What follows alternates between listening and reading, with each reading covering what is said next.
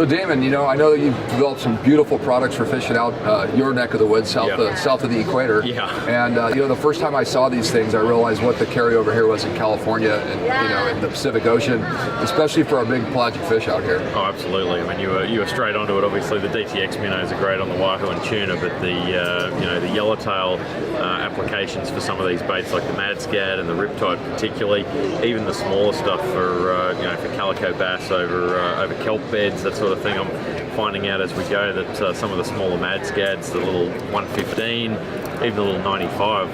We had some guys come up to the show yesterday and just absolutely raving about these things. I think they've been ordering them from Australia and already using them for calicos. But the riptides for yellowtail just have been fantastic. Well, I know that's your best-selling, most popular bait for catching your kingfish.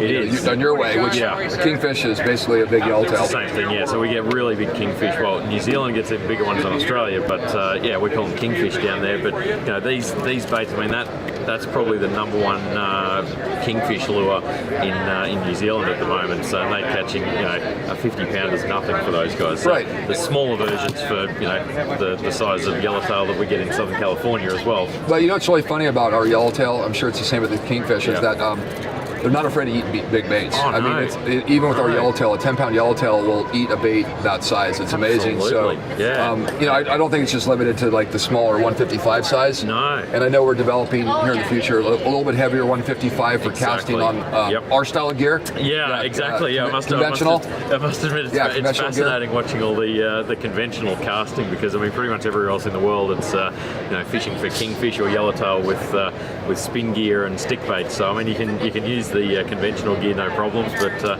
we'll start to convert a few guys over here to spin tackle as we go. And I think a lot of our market here's it's never really been a big hard bait business. It's usually it's a live bait fishery, which we both know. Yeah. And then what we fish for artificials is these big metal jigs. Yeah. And soft plastics.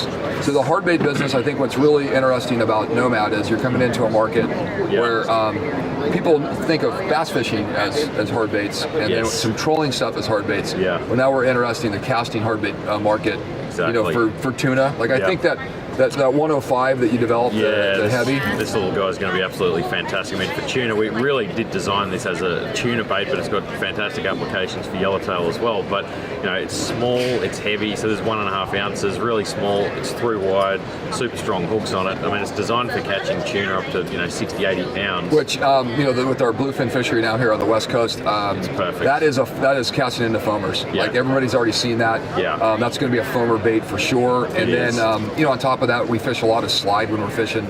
We're trolling for some of the school tuna. This is a great one to slip back into the into the prop wash and slide up. As soon as you get a bite, drop that back. And that's got a real interesting feature to it, doesn't it? Well, the action on the sink. So the beautiful thing about this is even if you're casting into foamers or if you drop it back on the slide, it's going to wiggle on the sink. So it gets this really crazy. I mean, because it's so heavy and the shape of the body, it's kind of like I think it's sort of like as a reverse vibe. It sort of wiggles on the sink and gets this crazy flutter on the drop. So you can cast it into foamers and just let it sink, and it's going to catch fish. So it's a pretty cool bait. So I think there's a lot of applications for that. I'm really excited about that one this summer. Yeah, I think that's going to end up being a new surprise to us as fishermen. That bait I think is going to have really big implications here, and also for calico bass and some of our other inshore species. Absolutely. But I think with the tuna fishery, and then we got the mad scads, which obviously I think. Everybody, I couldn't believe how many people are talking about what they caught on mad scads. I know, they're already fishing them. That's what I mean, whether it's calicos or yellowtail or tuna, the number of guys that are coming up and, hey, I've already used this last year, it's fantastic. I think this one's probably a little easier to cast on the conventional tackle. It's about 3 ounces, but I mean, even the smaller one, this 115, the number of guys that are already fishing these, it's pretty impressive. So yeah, it's really exciting to see. It's already starting to catch on. I mean, it's an exciting way to fish, and it's something that we've been doing the rest of the world's been doing it for quite a while, so it's cool seeing it catch on over here. Yeah, and our techniques have been kind of slow to catch on at times because we traditional, like I said, live bait, metal jigs, swim baits. Yeah, and I mean that stuff works. Obviously, there's a whole bunch of other fun you can have. Well, and I think people are realizing that there's different ways you can catch these fish that are just as effective and maybe in some cases more. Yeah, I think that. And like I said, it was real easy to get people to try the DTXs because it's a trolling game. Exactly. And now we're talking a casting game. Yeah. Right, which is jigs,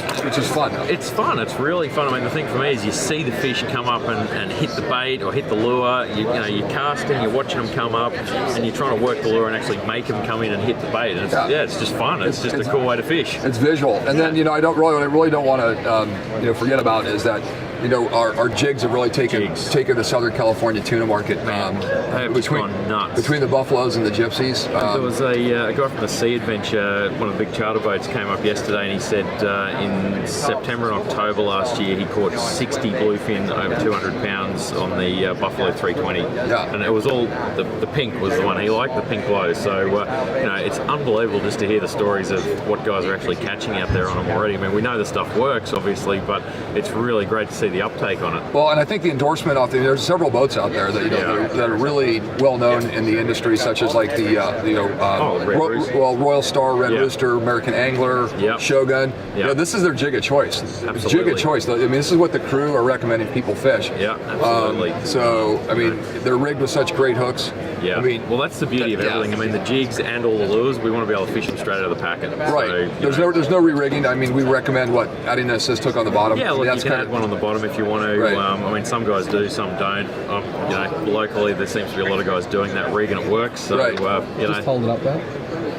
So this is the Crimson Tide, which one of the more popular colors out here because of our pelagic red crabs. Crabs, yeah. So I know we have like five glow. We got this silver stripe glow, Crimson Tide, pink glow, and chartreuse glow. Yeah, and I think the purple fusilier has got a little glow stripe on it. Which is a new color for for this market. So a little more subtle.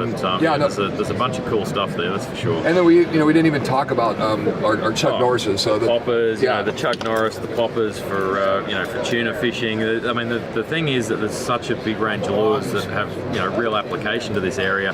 I guess we're trying to focus on some of the easy ones to start with, but certainly for any sort of tuna fishing. Right.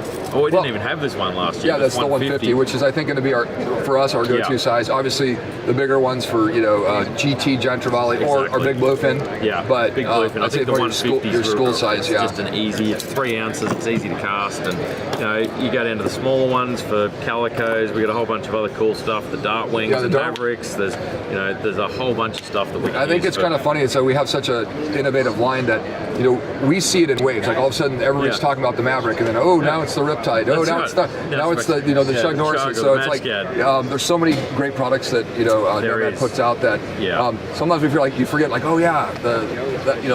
dart wing. Yeah, right. It's exactly. like it's kind of. I think for tuna, I mean, there's a lot of guys for casting that into foamers as well. It's it's a great tuna bait. So I think it's fun for us just letting guys discover the range, but I guess it's trying to get them to start on the easy stuff if they haven't done this type of fishing before. Just ease into it with mad scads and riptides, and then go and discover the other cool stuff as they go. Well, and it looks like it's shaping up for another great fishing season. The bluefin are still out there. So we're hoping those fish weather gets a little nicer and we get start chasing those fish down. And I think with what we saw in this past year with really. It was our soft launch. Yeah, absolutely. We're really this is the first time we've done Fred Holes. We're just getting started here, and it's really exciting to see what's happening. If this is just the beginning, this tip of the iceberg, I can't wait to see where Nomad ends up in the scheme of things as far as. And I think everybody's taking us. We're under the radar, or we're not under the radar anymore. We're on the radar now. We're on the radars, So it's fantastic. Well, it's great to get you out here and introduce you to our Southern California anglers. Man, it's fantastic. It's been a pleasure having you out here. Loving being at the show, man. Fantastic. All right, man. Thanks, Dale. Thank you.